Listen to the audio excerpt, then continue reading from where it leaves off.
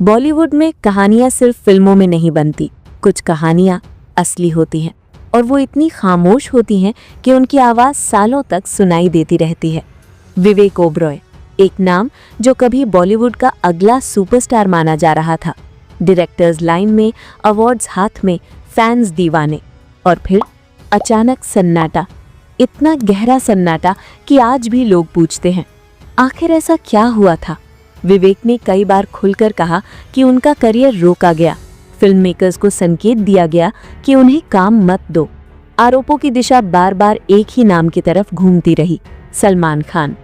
लेकिन सलमान का जवाब हमेशा एक जैसा रहा, अगर मैं किसी का करियर खत्म कर सकता हूँ तो अपना कर सकता हूँ, किसी और का नहीं। सालों तक ये मामला सिर्फ अफवाह था, जब तक कि एक अंदरूनी गवाह सामने नहीं आया, प्रोड्यूसर शैलेंद्र सिंह। वो बताते हैं वो सलमान को उस दौर से जानते हैं जब स्टारडम दूर था, पुरानी दोस्ती, भरोसा, अंदर की बातें। उन्होंने खुलासा किया कि विवेक की प्रेस कॉन्फ्रेंस के बाद सलमान अंदर से ज्वालामुखी बन चुका था, गुस्सा साफ दिख रहा था। शैलेंद्र कहते हैं मैंने उसे समझाया, अभी कुछ मत कर, गुस्से में लिया फैसला गलत होता है, चुप रह, इंतजार कर। और उनके मुताबिक सलमान ने वही किया, कोई शोर नहीं, कोई सार्वजनिक लड़ाई नहीं, बस खामोशी। लेकिन उस खामोशी के बाद इंडस्ट्री में दरवाजे बंद होने लगे, फोन आना बंद, ऑफर गायब, और एक चमकता करियर धीरे धीरे अंधेरे में उतर गया। शैलेंद्र का दावा साफ है, ये इत्तेफाक नहीं था।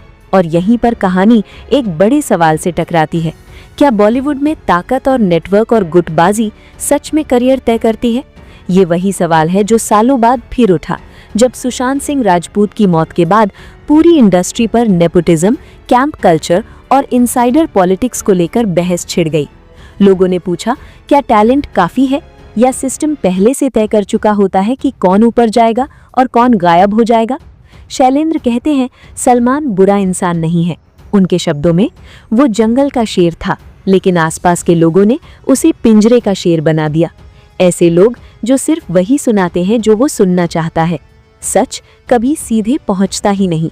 एक स्टार, एक दोस्त की गवाही, और एक इंडस्ट्री जहां खामोशी भी फैसला लिख देती है। तो आज सवाल सिर्फ विवेक का नहीं है, सवाल पूरे सिस्टम का है। क्या बॉलीवुड में सच में ताकत और लॉबी किसी कलाकार की किस्मत लिख सकती है?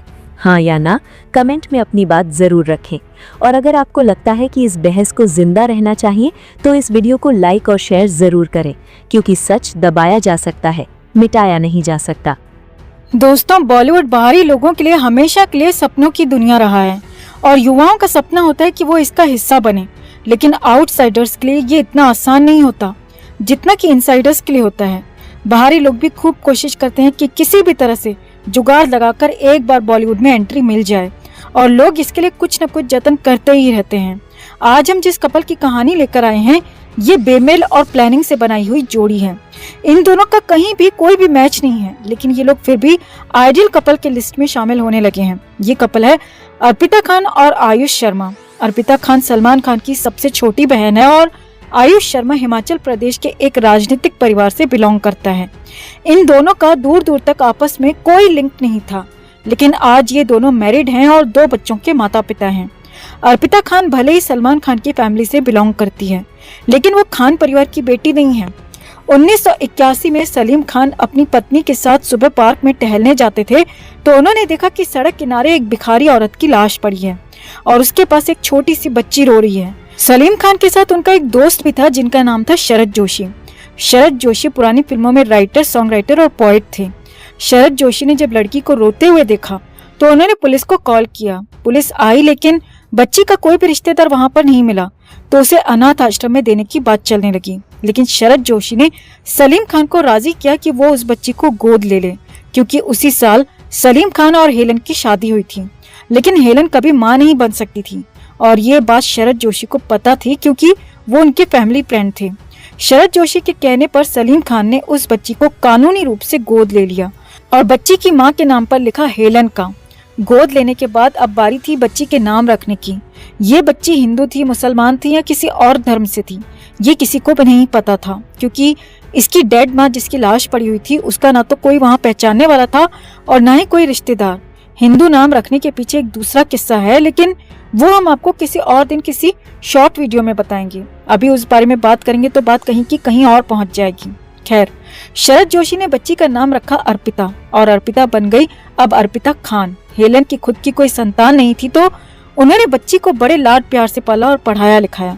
शुरुआती पढ़ाई मुंबई से ही पूरी की और आगे की पढ़ाई के लिए लंदन चली गई। अर्पिता खान ने फैशन मार्केटिंग मैनेजमेंट की पढ़ाई पूरी की। पढ़ाई पूरी करके वो वापस इंडिया आ गई। कॉलेज की पढ़ाई के दौरान अर्पिता का अर्जुन कपूर के साथ अफेयर हुआ। ये अफेयर चला टोटल 2 साल और 2 साल के बाद इनका ब्रेकअप हो गया। ये किस्सा भी किसी और वीडियो में बताएंगे, क्योंकि इन दोनों का जो अफेयर था अर्जुन कपूर और अर्पिता का, वो भी बहुत इंटरेस्टिंग था। अब बात करते हैं घर जमाई और दूल्हे राजा आयुष शर्मा की।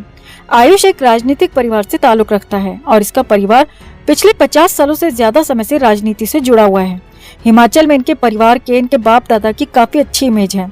आयुष के दादा सुखराम शर्मा कांग्रेस के एक बड़े नेता थे, कैबिनेट मंत्री रह चुके थे, एमएलए थे, एमपी थे और इसके फादर अनिल शर्मा भी एक कांग्रेसी नेता थे। लेकिन साल 2017 में उन्होंने बीजेपी ज्वाइन कर ली। आयुष की पढ़ाई लिखाई दिल्ली से ही हुई है। उसने पढ़ाई करके अपने परिवार के बिजनेस को संभालना शुरू कर दिया था, लेकिन वो अंदर से कहीं ना कहीं एक्टर बनना चाहता था। लेकिन मुंबई में उसका कोई कनेक्शन नहीं था, जिसकी वजह से वो शुरुआत नहीं कर पा रहा था। साल 2011 में आयुष शर्मा मुंबई आ गया और फिल्मों में ऑडिशन देने लगा, लेकिन उसे कोई भी रोल नहीं मिला। एक से बढ़कर एक रिच लोगों के बच्चों से उसकी दोस्ती थी और उन्हीं के साथ में उसकी पार्टी और अय्याशी चलती थी। ऐसी ही एक पार्टी के दौरान एक कॉमन फ्रेंड के थ्रू आयुष और अर्पिता खान की मुलाकात होती है।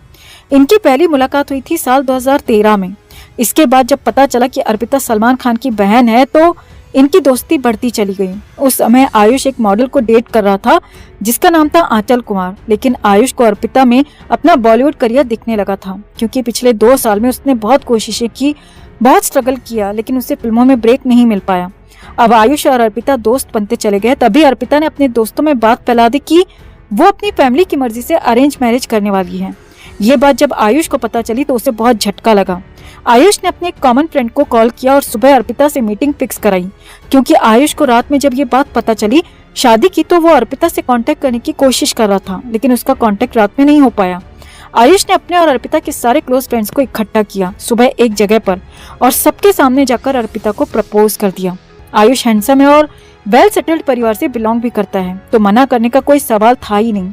अर्पिता और आयुष की एज में भी 2 साल का अंतर बताया जाता है। अर्पिता 2 साल बड़ी है, यानी इसका जन्म 1989 में बताया जाता है, लेकिन जब सलीम खान को अर्पिता सड़क पर मिली थी तो उस साल को 1981 बताया जाता है।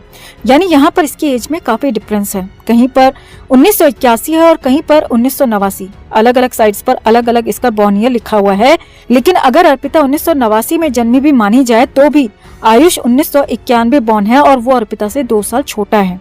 अर्पिता के हाँ बोलने के कई कारण थे। आयुष उससे ज्यादा गुड लुकिंग था, पैसे में भी उसके परिवार को टक्कर देता था और उम्र में भी उससे 2 साल छोटा था। लेकिन आयुष जो इतना बावला हुआ घूम रहा था अर्पिता के पीछे, उसका कोई ठोस रीजन नहीं था। रात में शादी की खबर सुनी और सुबह को दोस्तों के साथ में गेट टुगेदर करके उसको प्रपोज कर दिया। मतलब ऐसे थोड़ी था कि अर्पिता अगले ही दिन शादी करके हनीमून पर निकल जाती और फिर आयुष को मिलती ही नहीं। लेकिन आयुष ने बहुत चालाकी से, बहुत तरीके से फील्डिंग बिछाई और अर्पिता को ये यकीन दिलाया कि वो उससे सच्चा प्यार करता है।